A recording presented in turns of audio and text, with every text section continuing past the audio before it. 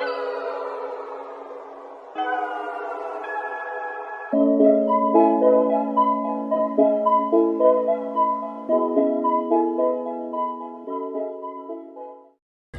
Rifki Alimansyah, perwakilan dari kelompok 1 Sosiologi. Di sini kami berkesempatan mengunjungi salah satu tempat belajar anak-anak, yang mana mendapatkan pembelajaran secara gratis, yang mana itu berkat bantuan dari komunitas relawan pelajar Jakarta atau RPG. Di sini kita berkesempatan untuk melihat kegiatan belajar mengajar.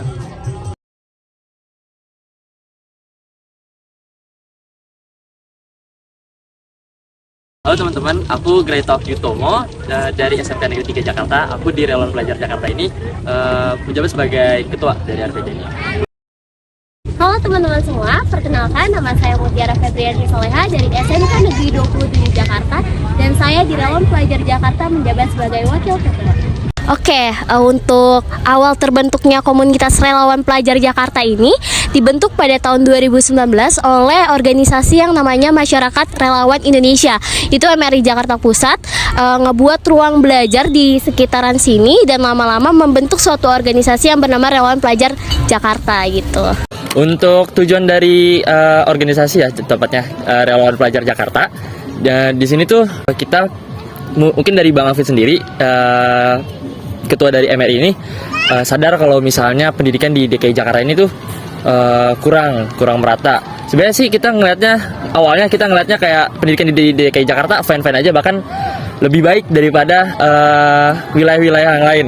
Tapi makin kesini kita juga sadar kalau misalnya pendidikan di DKI Jakarta banyak yang tertinggal, bahkan ada yang anak umur sekitar 16 tahun itu tuh masih SD. Nah, mulai dari situ mulailah dibentuknya dari Relawan Pelajar Jakarta ini. Terus juga Relawan Pelajar Jakarta ini kita tuh ngebuat ini untuk menampung para pelajar-pelajar Jakarta untuk menjadi relawan. Jadi kan mayoritas di Jakarta atau di Indonesia ini relawan-relawan itu rentan umurnya tuh minimal 19 tahun ya. Kita mau pelajar-pelajar Indonesia mempunyai semangat-semangat yang sama untuk meratakan pendidikan yang ada di Indonesia. Oke, baik. Untuk anak-anak sudah mandiri dalam belajar. Jadi gini, aku sekarang ngejelasin sistem belajaran juga ya. Jadi sistem belajar kita di sini tuh yang pertama kita ngasih pendahuluan dulu ke anak-anaknya. Lalu yang kedua, setelah pendahuluan itu kakak-kakak yang mengajar di sini itu ngasih kayak lebih detailnya lagi tentang materi yang akan diajarkan.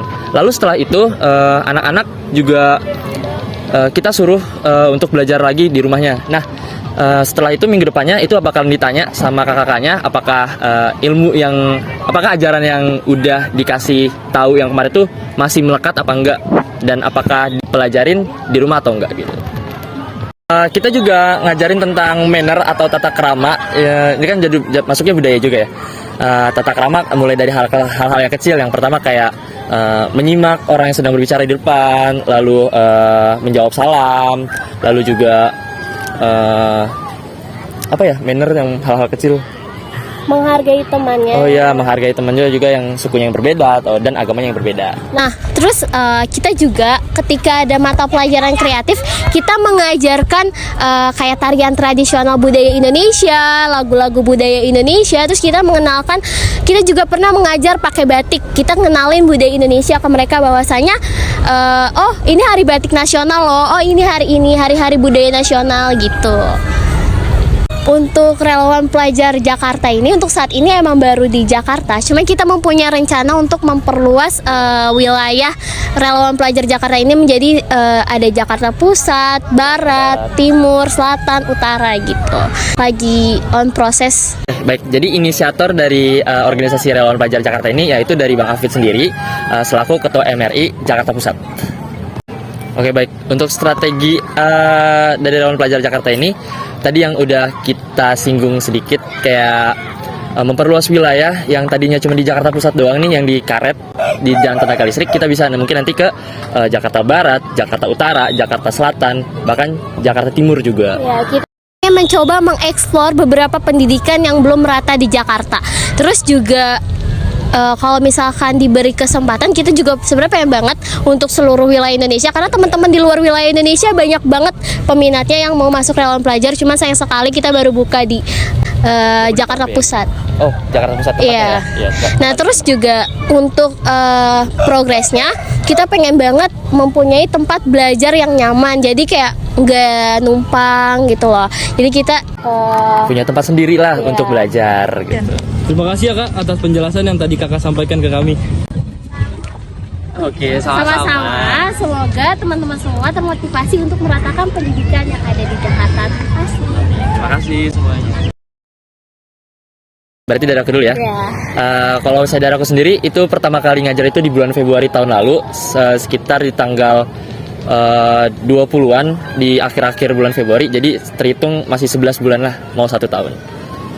Aku pun juga sama, cuman mungkin aku di bulan Maret kali ya, lebih dulu Kak Grey. Sebenarnya kalau kesulitan itu ya pasti ada, karena dari lingkungannya sendiri kita tuh susah untuk menerapkan sebenarnya ya. Kita harus terbiasa dengan mereka yang biasanya seperti apa karena kan gimana pun juga mereka lebih banyak menghabiskan waktu dengan keluarga dan teman-temannya daripada dibanding kita, karena kita 1 minggu sekali. Jadi kita untuk membiasakan diri berkarakter yang baik dan segala macam itu tuh kan tergantung dengan lingkungan dan keluarga masing-masing gitu. Kalau dari aku sendiri sih untuk kesulitannya mungkin karena anak-anaknya di sini lebih suka untuk bermain. Jadi pas hari mengajar kayak hari Sabtu ini nih, banyak banget anak-anak yang harus diajak dulu baru mereka mau. Oke, kita sudah selesai berbincang-bincangnya dengan para relawan pelajar Jakarta. Semoga video kita dapat dimengerti dengan baik. Sekian dari kelompok kita dan para relawan pelajar Jakarta. Terima kasih.